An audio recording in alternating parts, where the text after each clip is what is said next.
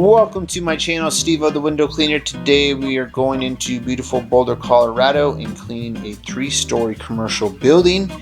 Outside only. We're going to be using water-fed pole and a little bit of traditional methods here. This building doesn't have a whole lot of 3rd-story stuff. Got a little bit of storefront windows. It's got a couple roofs, and then it's also got a large back area where we just use traditional methods to do high pole work. Here I have to hook the water for our water-fed pole actually inside the building. So we go inside the janitor closet and hook up the hose, and then I get my trusty door jamb here and use that so I don't kink my hose. Get all set up here. I'm using the IPC speed brush. It's a 12-inch with the Xero Ultimate Pro Gold Ultra High Mod carbon fiber pole. If you want to check out any of this stuff, check out the links in the description below. Safety first. If you're putting out a bunch of hoses like this in an area like this, then you really need to have cones out there so people know that there could possibly be a hazard.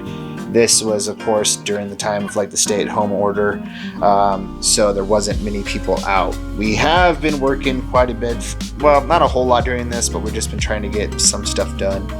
Here on these 3rd-story windows, what the only issue with these is that it has this railing at the bottom where actually the window goes below that, so we have to stick the brush in here and get a good scrub on the window through there, and that's the reason why I use this IPC speed brush here, is because it has a good spread, a lot like the Unger nylon brushes as well. The radial ones would be good for this as well, but you see here, you just stick it through the rails, give it a good scrub, and if you're cleaning stuff often, this works well, but if you're not cleaning stuff often and it's really dirty, this is not going to work.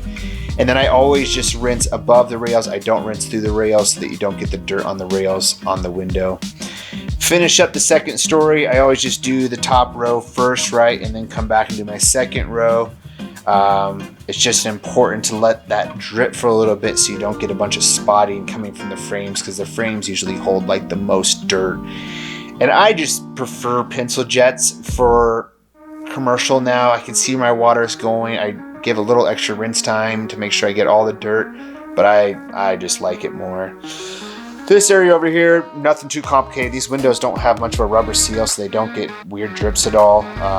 This is like max, maybe like 30-35 feet. And I do the same thing here that I do in the front. I will do the whole 2nd floor there, and then let that all drip and go back and do the 2nd floor here. I think I said the top was 2nd floor, but this is the 2nd floor, and then the top there is the 3rd floor. If your water ever starts running and you use one of these, go check this first if the water's not coming out of your hose, because usually this has come disconnected. I use kind of heavier hose, so it happens often. Getting your pole on the roof, I always suggest extending it and then getting it after you get up the ladder and not taking the ladder with you. And then I usually pull a little bit of hosing with me onto the rooftops. Always be careful here as far as being on rooftops, just being careful of your footing. And I'll usually just wrap it around something that's on the roof to keep my tubing up there. But it is important to be careful on roofs like this. Be careful of electrical stuff, even though there should be regular protocol. Things can happen, and just watch out for your footing. There's a lot of pipes and different stuff on roofs like this, and usually the black top to this stuff will kind of stain your hosing sometimes too. Getting down, I always do the same thing with the water-fed pole. I extend it, put it down, lay it along the side of the building or something like this, so that when I go down the ladder, I can always have 3 points of contact at all time.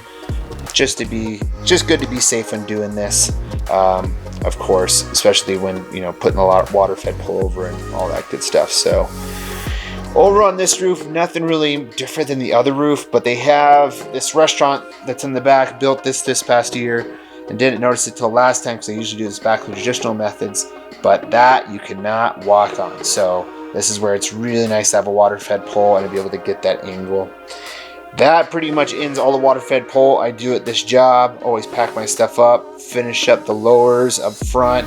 Every commercial building like I've ever done my whole life, whatever company I've ever worked with, or 2020, the bottoms of these commercial buildings are always included, even if they look clean and are cleaned by like some other window cleaner, because those ones are.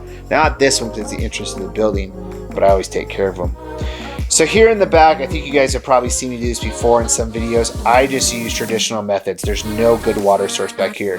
The building that is behind me, that guy got mad at me last time for hooking up there, and the water sources in the back of this building doesn't work. So I just use two 30-foot poles. I'm using a 30-foot Xero Micro high mod, and then Timberwolf from Luke the window cleaning here. And I just use traditional methods to get it done. So that pretty much finishes up this clean. It's not too hard. It takes just about 3 hours altogether to finish this up. And just make sure that if you ever do this method, just go back and make sure you clean up the cloud from your straight pulls, and it should be good. Well, that's it, guys. Hope you enjoyed this episode. Have a good day. Bye-bye.